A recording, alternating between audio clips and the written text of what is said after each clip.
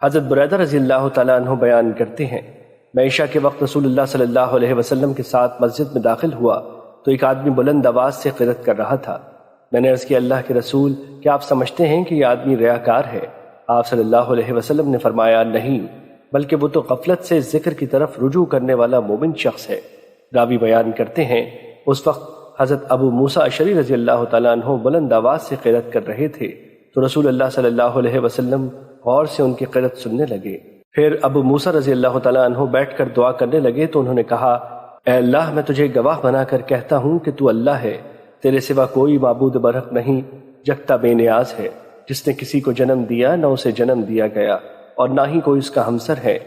رسول اللہ صلی اللہ علیہ وسلم نے فرمایا، اس نے اللہ کے اس اسم اعظم کے ساتھ سوال کیا ہے کہ جب اس سے اس اسم کے ساتھ سوال کیا جاتا ہے تو وہ عطا کرتا ہے، اور جب اس کے ساتھ اس سے دعا کی جاتی ہے تو وہ قبول فرماتا ہے۔ میں نے عرض کیا، اللہ کے رسول، میں نے آپ سے جو سنا ہے اس کے متعلق اسے بتا دوں؟ آپ صلی اللہ علیہ وسلم نے فرمایا، ہاں۔ میں نے رسول اللہ صلی اللہ علیہ وسلم کی بات اسے بتا دی تو انہوں یعنی ابو موسیٰ رضی اللہ تعالیٰ عنہ نے مجھے فرمایا، آج سے تم میرے بھائی اور دوست ہو، تم نے مجھے رسول اللہ صلی اللہ علیہ وسلم کی بات بتائی۔ مشکات المصابیح حدیث نمبر 2293۔ حضرت سمرہ بن جندب رضی اللہ تعالیٰ عنہ بیان کرتے ہیں، رسول اللہ صلی اللہ علیہ وسلم نے فرمایا، 4 کلمے سبحان اللہ، الحمدللہ، لا الہ الا اللہ اور اللہ اکبر بہترین کلام ہیں۔ اور ایک دوسری روایت میں اللہ کو 4 کلمے انتہائی پسند ہیں، سبحان اللہ، الحمدللہ، لا الہ الا اللہ اور اللہ اکبر۔ ان میں سے جسے بھی پہلے پڑھو وہ تمہارے لیے مضر نہیں۔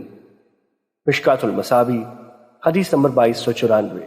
حضرت ابو ہریرہ رضی اللہ تعالیٰ عنہ بیان کرتے ہیں، رسول اللہ صلی اللہ علیہ وسلم نے فرمایا، سبحان اللہ والحمدللہ ولا الہ الا اللہ واللہ اکبر پڑھ لینا مجھے پوری کائنات کے مل جانے سے زیادہ پسند ہے۔ مشکات المصابیح حدیث نمبر 2295۔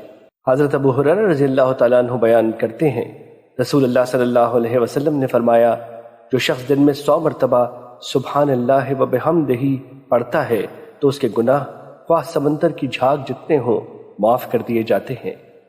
مشکات المصابیح حدیث نمبر 2296۔